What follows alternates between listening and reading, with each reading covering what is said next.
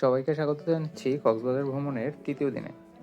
গত পর্বে আমরা পালঙ্কিতে খাওয়া দাওয়া করে রাতে চলে এসেছিলাম অ্যাঙ্কর রিসোর্টে। এরপরে আমরা সকাল 11টায় আমাদের চেক আউট টাইম ছিল, চেক আউট করে আমাদের পরবর্তী হোটেল লাবেলা রিসোর্টে চেক ইন করি। আমাদের 12টা নাগাদ চেক ইন টাইম থাকলেও আমাদের রুম খালি ছিল, তো আমাদের দিয়ে দিয়েছে। রুমের ভেতরে ঢুকে আপনাদের সব দেখিয়ে দিচ্ছি। একটা বাথটব ছিল,